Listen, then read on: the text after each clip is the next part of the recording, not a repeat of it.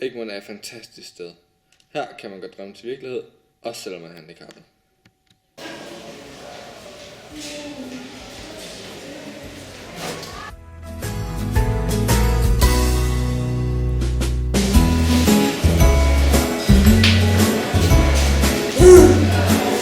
Det er selvfølgelig en stor udfordring, men det er også rigtig givende. Det der med handicappet er en helt ny verden for mig, så det er virkelig en stor oplevelse at være assistent for Philip. Der er tryk på til hverdag, og han kræver rigtig meget med tid. Men det er noget helt specielt at gøre noget for et andet menneske.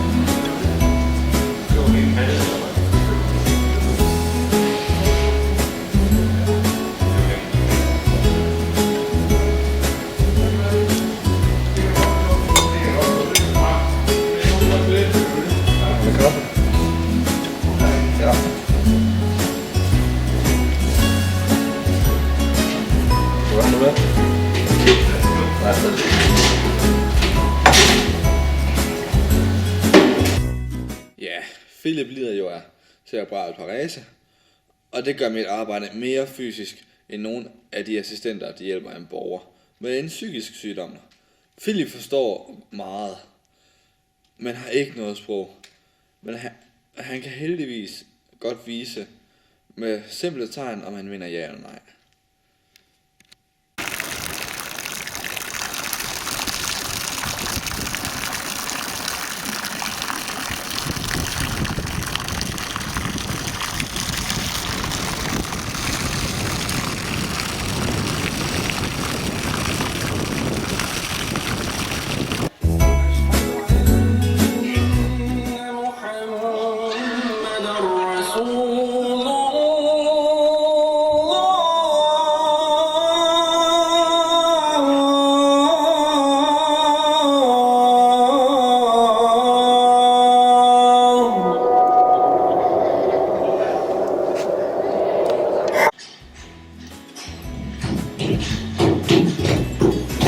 Philip, den har vi snakket om.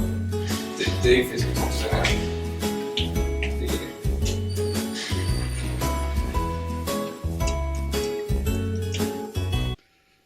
Ja. Philip lider jo af skizofreni med personlighedsspaltning. Og det gør mit arbejde en del mere anderledes end de assistenter, der har for eksempel en spastiker. Philip kan selv spise og gå i bad. Så min opgave er at hjælpe dem med at få skemalagt og planlagt, hvornår de alle sammen har deres tid. Vi har alle sammen sat os ned og blevet enige om at få lavet et system, så de alle sammen ved, hvornår de har deres tid. De er generelt gode til at give hinanden plads, men nogle gange må jeg gribe ind og sige, vent til det bliver din tur.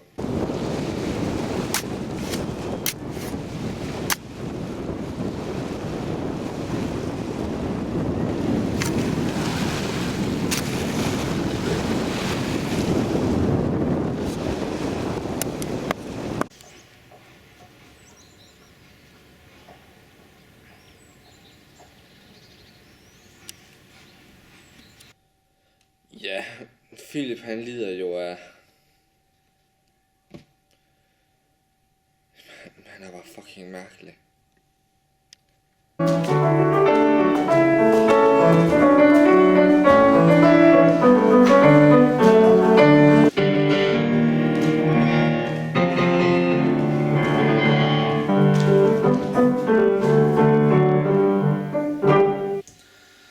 Ja, nu er Philip jo så lagt i seng. Kæft, det har været en lang dag. Det skal du ikke tage dig af. Det er helt normalt for Philip. Nu håber jeg så, at jeg har givet jer bare et lille indblik af, hvordan det er at være assistent her på Egmont. Det er et hårdt, men også utroligt givende arbejde at blive assistent her. Men Philip, han mener det jo godt. Og Også selvom han ikke er helt ligesom alle os andre. Philip, godnat.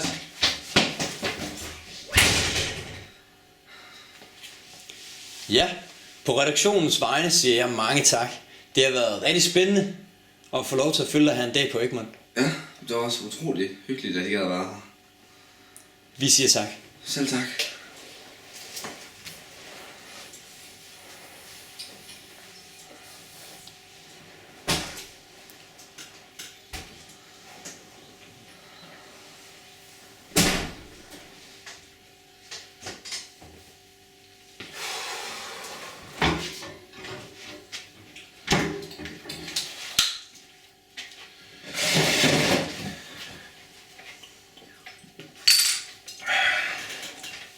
Kæft, det var en lang dag. Simon han er jo rablende gal.